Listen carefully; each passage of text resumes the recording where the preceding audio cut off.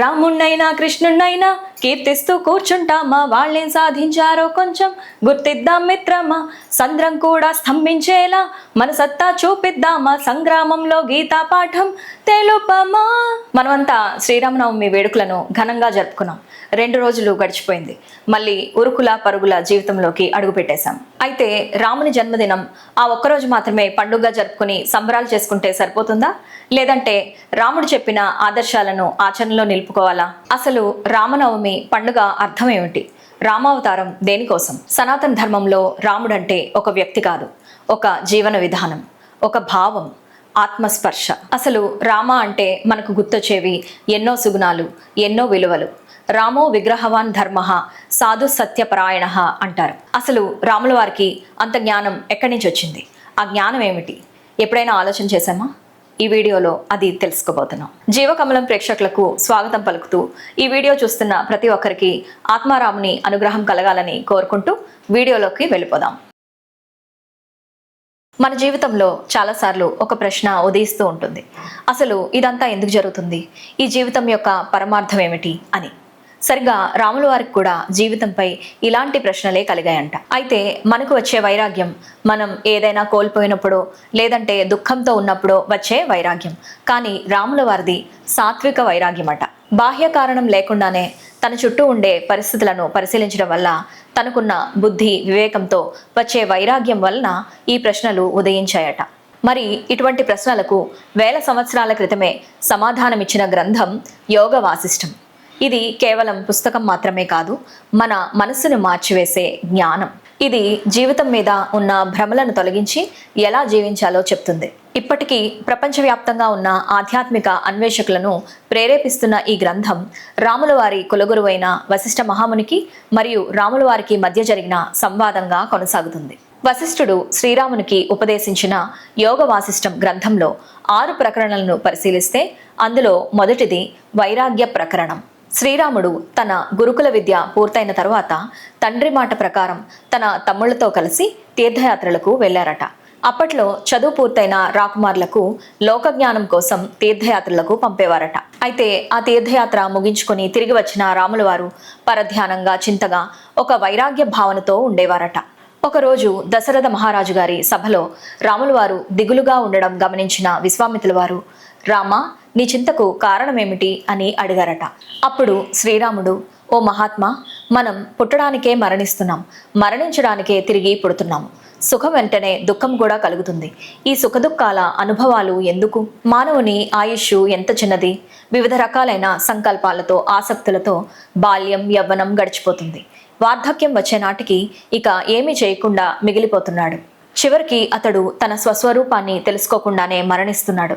ఎన్నో భోగాలు అనుభవిస్తున్నప్పటికీ ఒక్కసారిగా వచ్చిన మృత్యువు ముందు తల వంచుతున్నాడు. మరి ఆ ఆత్మజ్ఞానం లభించేదెప్పుడు? ఎన్ని జన్మలకు? అసలు మనం తెలుసుకోవాల్సిందేంటి? విడిచిపెట్టాల్సిందేమిటి? కుదురుగా లేని ఈ మనసును దారిలోకి తీసుకురావడం ఎలా? సంసారంలో ఉంటూనే తామరాకుపై నీటి బొట్టులా జీవించడం ఎలా?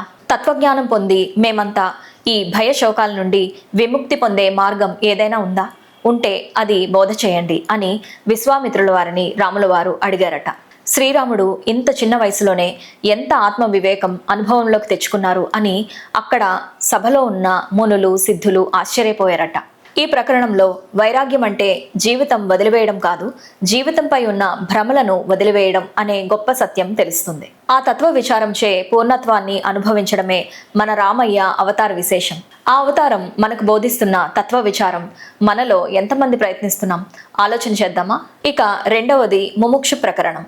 ఈ ప్రకరణంలో జీవుడే పరమాత్మ అని చెప్పే ప్రయత్నం చేస్తూ ముక్తి కోసం కోరిక ఉన్నవారి మానసిక పరిస్థితి ఎలా ఉంటుంది, దాన్ని ఎలా పొందవచ్చు అని బోధించారు. ఇందాక చెప్పుకున్నట్టుగా రాముల వారి దిగులును చూసిన విశ్వామిత్రుల వారు శ్రీరామునికి తత్వజ్ఞానాన్ని ఉపదేశించాల్సిందిగా వశిష్ఠ మహామునిని కోరడం జరిగింది. అందుకు మహర్షి ఒప్పుకోవడంతో రాముల వారు సందేహాలను అడుగుతూ ఉండడం, వశిష్ఠ మహాముని జవాబులు ఇవ్వడంతో ఆ తత్వబోధ ప్రశ్నోత్తరాల రూపంలో కొనసాగింది. వశిష్ఠుల వారు ఇలా చెప్తారు, రామ, దైవం అంటే నీవు చేసే కర్మలే. నీవు పూర్వజన్మలో చేసిన కర్మల ప్రారంధం, ఈ జన్మలో చేసిన పురుష ప్రయత్నం, రెండింటిలో ఏది బలంగా ఉంటే అదే గెలుస్తుంది. నీవు పురుష ప్రయత్నంతో నీ ప్రారంధాన్ని కూడా తొలగించుకోవచ్చు, ఇక్కడ అదృష్టం అంటూ ఏదీ లేదు. నీ ప్రయత్నం త్వరగా సఫలం కావటం లేదు అంటే దాని అర్థం ప్రారబ్ధం బలంగా ఉందని.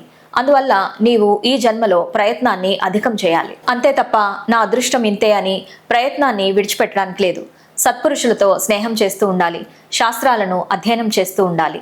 ఈ జీవితం బుద్భుతప్రాయం అంటే నీటి బుడగ వలె క్షణభంగురం అనే విషయాన్ని నిరంతరం గుర్తు తెచ్చుకుంటూ ఉండాలి. దేవుడు నా నుదుటన ఇంతే రాశాడు, ఇది నా కర్మ అనుకోవడానికి లేదట. నీ ప్రయత్నం వల్ల నీ ప్రారంధాన్ని కూడా మార్చుకునే శక్తి నీకుంది అని చెప్తూ, మనం చేసే కర్మలే, పురుష ప్రయత్నమే మనకి ఫలితాలను ఇస్తాయి తప్ప దైవం అదృష్టం అంటూ ప్రత్యేకంగా ఏవీ లేవు అని చెప్తారు. లోకంలో శివుడి ఆజ్ఞ లేనిదే చీమైనా కుట్టదు అనే నానుడి ప్రచారంలో ఉంది. అలాగే నా రుద్రో రుద్రమర్చతి అనే వాక్యం రుద్రాభిషేకంలో వస్తుంది. దీని అర్థం రుద్రుడు కానివాడు రుద్రుడిని అర్చించలేడు అని.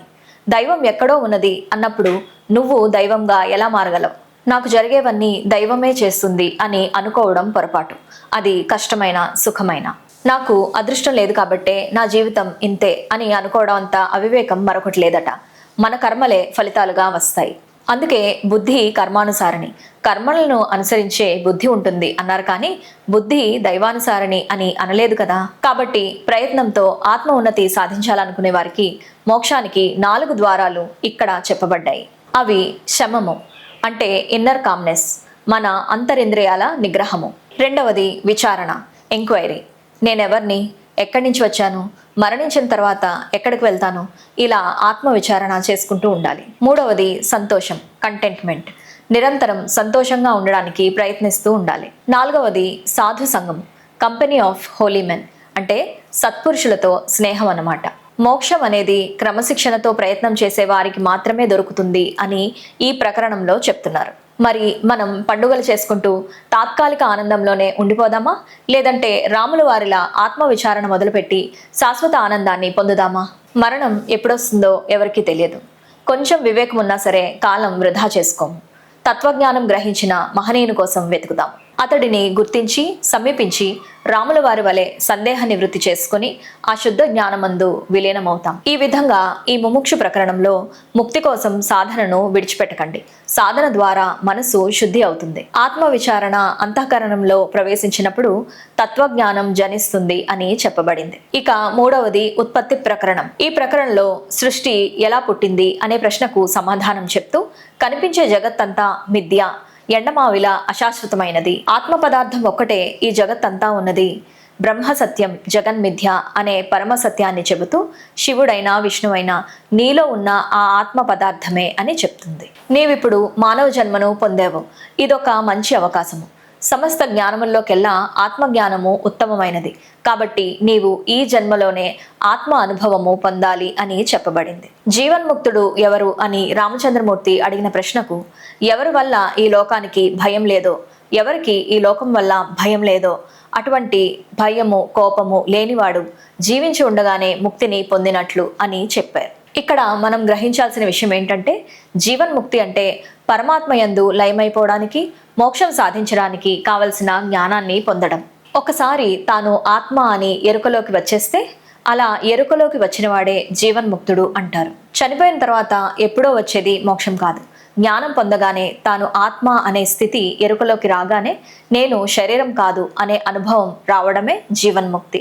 గాలి వేగంగా వేస్తున్నప్పుడు ఆ గాలి వేగానికి కొండపై ఉన్న చెట్లు కదులుతాయి, కానీ ఆ కొండ కదలదు కదా. అలా జీవన్ముక్తుడు అందరిలా ఈ జగత్తులో సంచరిస్తూనే ఏ భయం లేకుండా నిశ్చింతగా ఉంటాడట.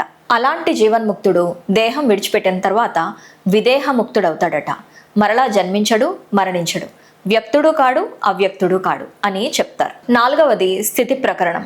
ఇందులో సృష్టి ఎలా కొనసాగుతుంది, మనస్సు సంకల్పాలు ప్రపంచాన్ని ఎలా నిలబెడుతున్నాయి అనే వివరణ ఉంటుంది. జ్ఞానానికి అజ్ఞానానికి భేదం చెప్తూ, జ్ఞాని మనస్సు నశిస్తూ ఉంటుందని, అజ్ఞాని మనస్సు వృద్ధి చెందుతూ ఉంటుందని చెప్తారు. ఒక చిత్రంలో కనిపించే అగ్ని గాని అమృతం కానీ నిజమైన అగ్ని నిజమైన అమృతం కానట్టే, కేవలం మాటల్లో కనిపించే వివేకం నిజమైన వివేకం కాదంటారు. అందుకే అంటారు కదా, అనుభవించకుండా తెలుసుకుంటే పాండిత్యం, తనకు తానుగా తెలుసుకుంటే జ్ఞానం, ఆ తెలుసుకున్న జ్ఞానాన్ని ఆచరణలో పెడితే ప్రజ్ఞానం, అదే బ్రహ్మం. ఈ ప్రకరణంలో కోరికలు పెరిగిపోవడమే బంధం, కరిగిపోవడమే మోక్షం అని చెప్తారు. ఈ జగత్తు భ్రాంతి అన్న విషయాన్ని కేవలం అంతరంగమందు ఆత్మదర్శనం పొందినవాడు మాత్రమే గ్రహిస్తాడు అని చెప్తారు.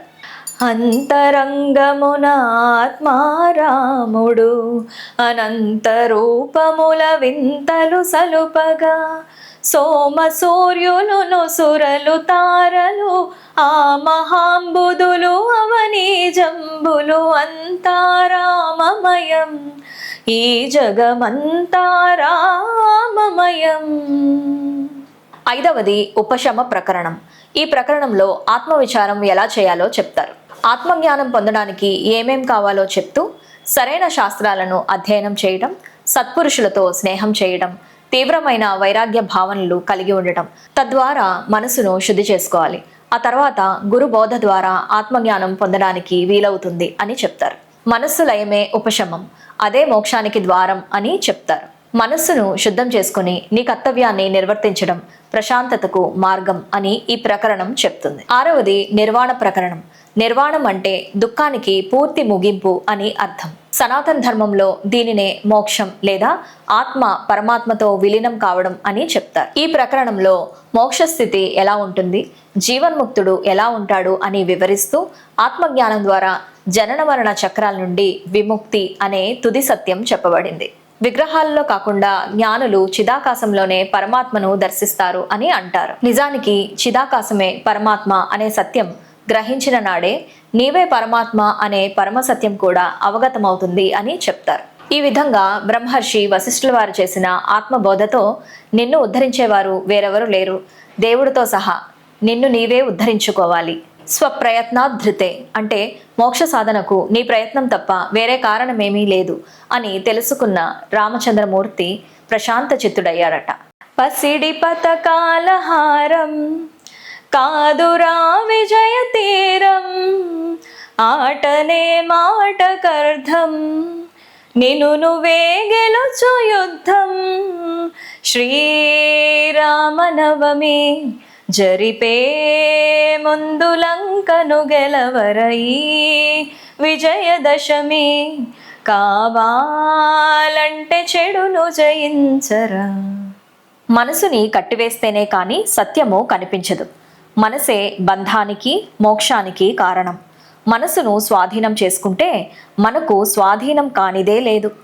ఆ సాధనే రాజయోగం. యోగంలో చిత్తవృత్తులను అణచి సమాధి స్థిరుడైనప్పుడు మన మనసుకు అనంత శక్తి కలుగుతుంది. అప్పుడు నీవు చేయలేని కార్యమేదీ ఉండదు. నిన్నింతవరకు తన చేత చిక్కించుకుని ఆడించే ప్రకృతి నీ స్వాధీనమవుతుంది. ఇది మోక్షానికి మొదటి మెట్టు. ఆ అనంత శక్తి ప్రలోభానికి మోసపోక సుస్థిర చిత్తుడవై ధ్యానిస్తే స్వయం ప్రకాశము, సచ్చిదానందమయము, శాశ్వతము అయిన స్వస్వరూప అనుభవం కేవలం జ్ఞానరూపకంగా నీవు అనుభవిస్తావు. తత్వమసి అంటే అదే. అప్పుడు నువ్వు నేను ఒకటే. అదే ఆ ఆత్మానుభవం పొందడమే జీవిత పరమార్థం అని ఈ వశిష్ఠ శ్రీరామ సంవాదం మనకు నేర్పిస్తున్న పాఠం. రామావతారం మనకు అందిస్తున్న జ్ఞానం అదే. రామ అంటే ఒక వ్యక్తి కాదు, ఒక జీవన విధానం. రామ అనే 2 అక్షరాల పదం పూజించే వారికి శ్రీచక్రమైంది, జపించే వారికి తులసిమాలైంది, కానీ ధ్యానించే వారికి ఆత్మారామమే అది. జై శ్రీరామ్.